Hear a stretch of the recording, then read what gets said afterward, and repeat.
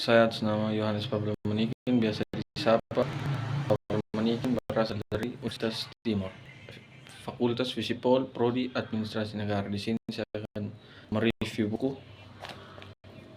Komunikasi dan Advokasi Zakat. Bab Komunikasi dan Advokasi Kebijakan. Bab yang pertama, konsep kebijakan publik. Kebijakan publik dapat didefinisikan sebagai deklarasi resmi pemerintah yang mencerminkan pilihan utama mengatasi berbagai atau masalah publik. Kebijakan ini merupakan respon atas permasalahan yang timbul di masyarakat. Sebuah kebijakan publik yang efektif memiliki ciri-ciri tertentu seperti kebijakan yang jelas, jangka waktu pelaksanaan yang spesifik, dan sumber daya yang mendukung realisasi dari kebijakan tersebut. B. Aktor dalam kebijakan. Tamrin menyatakan bahwa aktor kebijakan dalam konteks kebijakan publik adalah mereka yang selalu terlibat dalam tiap proses kebijakan publik. Terdapat 3 aktor utama yang umumnya diakui, yaitu aktor dari sektor publik, aktor dari swasta, dan aktor dari masyarakat sipil. C. Aliran kebijakan publik. Dalam beberapa tahun akhir, pemerintah dihadapkan pada masalah kompleks karena krisis yang multidimensi. Kondisi tersebut menuntut diperlakukan respon yang cepat, tepat, dan mendalam dari pemerintah untuk menyelesaikan tantangan tersebut. Situasi ini menjadi pemerintah, lembaga negara lainnya berada dalam posisi untuk membuat keputusan yang sulit. Teori perumusan jalan dan pendekatan nasional komprehensif, kualitas hasil kebijakan publik harus berdasarkan pada pertimbangan yang logis dan sesuai dengan situasi serta kapasitas yang ada.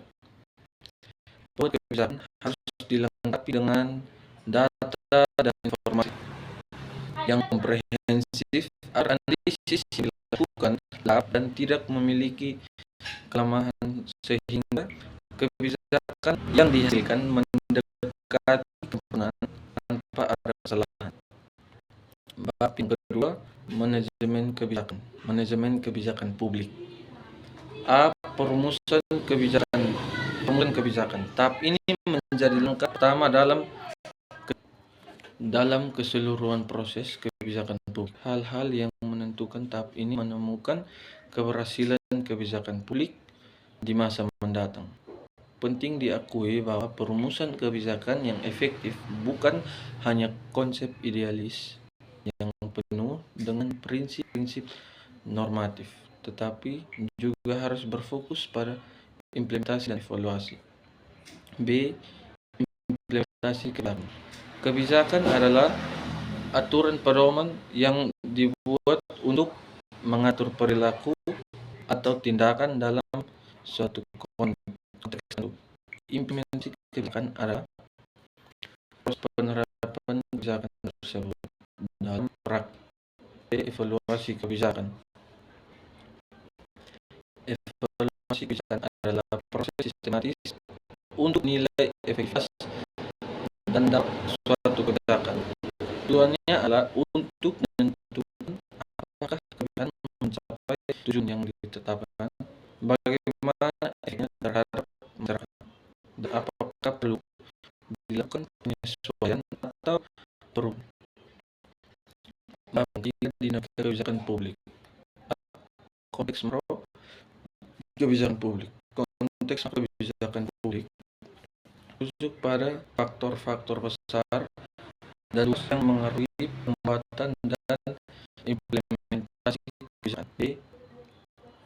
Arti penting kebijakan publik.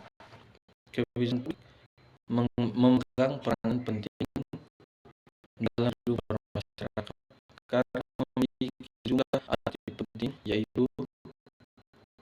membantu menentukan arah pembangunan.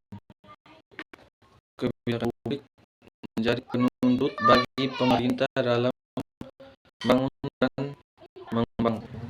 Kebijakan publik menjadi penuntut bagi pemerintah dalam mengembangkan suatu negara.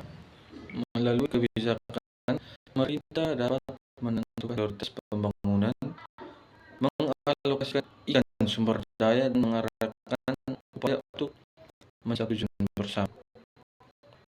Yang kedua, mewujudkan kesejahteraan masyarakat.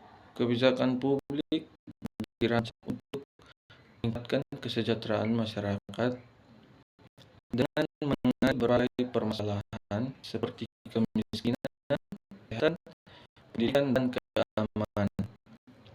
Kebijakan yang baik akan berdampak positif pada kehidupan masyarakat dan menciptakan lingkungan yang lebih baik. C. Peran kepemimpinan dalam kebijakan publik. Kepemimpinan memegang peran yang sangat penting dalam kebijakan publik. Kepemimpinan yang efektif dapat menjadi katalisator bagi terciptanya kebijakan yang baik, berdampak positif, dan berhasil diimplementasikan. Bab 4. Teori-teori pengambilan keputusan kebijakan. A. Teori rasional komprehensif.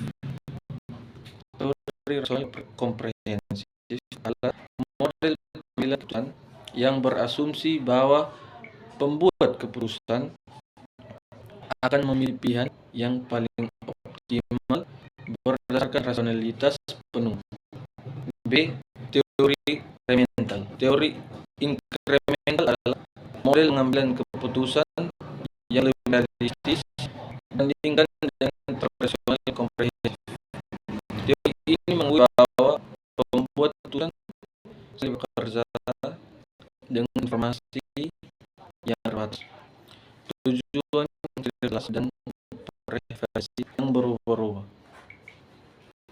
C. Teori pengalaman tepat. Teori pengalaman tepat adalah suatu orang kerja yang digunakan untuk memahami bagaimana orang membuat keputusan dalam situasi yang pasti. Teori ini menggabungkan elemen-elemen dari berbagai teori pengambilan keputusan. Teori pengambilan keputusan termasuk teori atribut dan teori pembelajaran. Bab 5. Komunikasi publik. A. Komunikator. Komunikator adalah seseorang yang memiliki kemampuan untuk menyampaikan pesan dan efektif dan mencapai tujuan komunikasi yang ingin.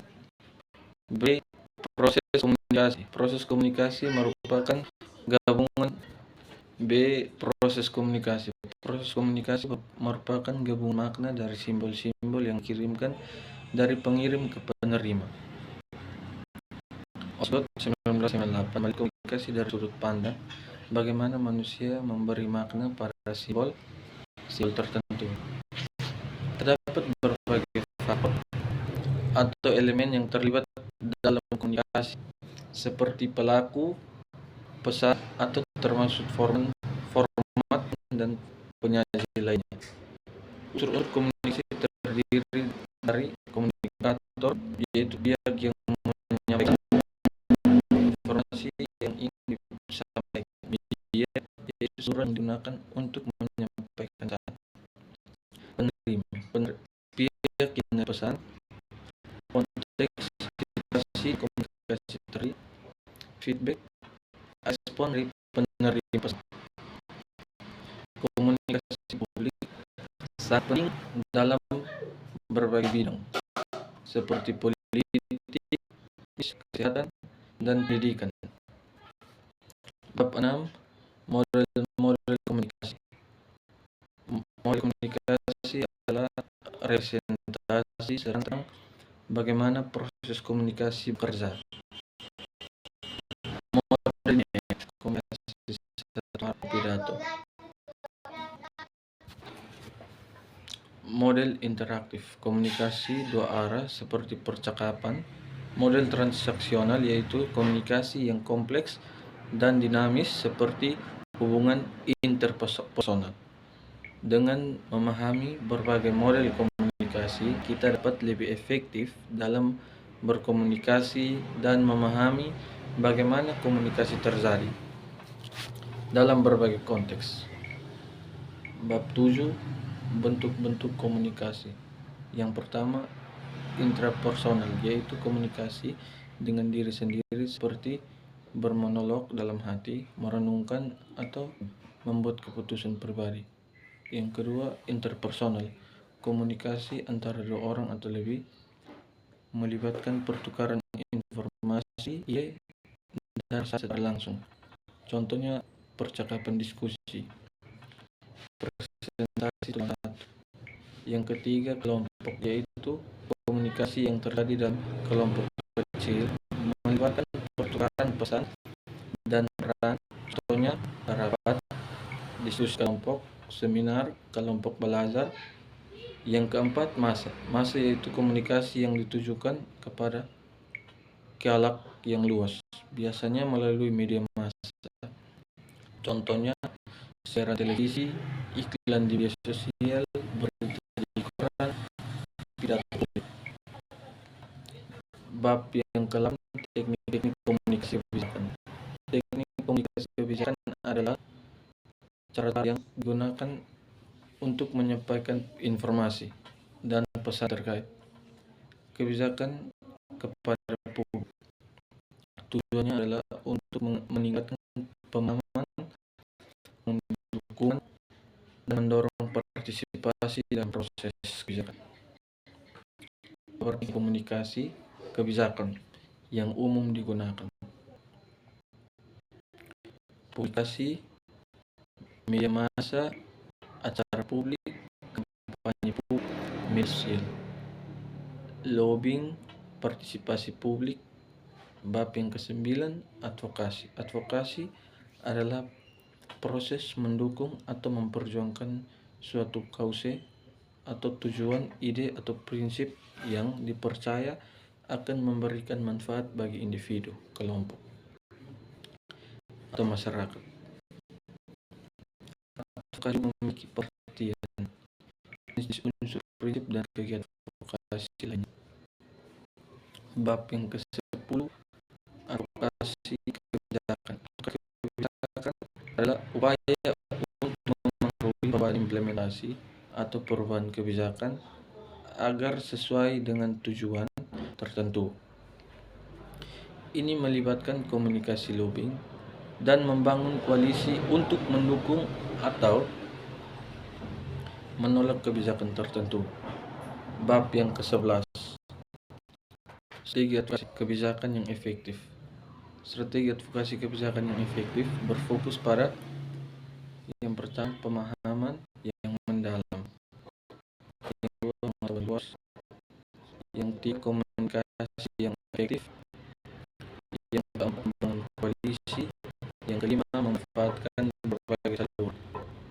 Yang keenam, membangun hubungan. Yang ketujuh, nilai dan menyesuaikan. Sekian dari saya. Buku ini, jika ada kesalahan saya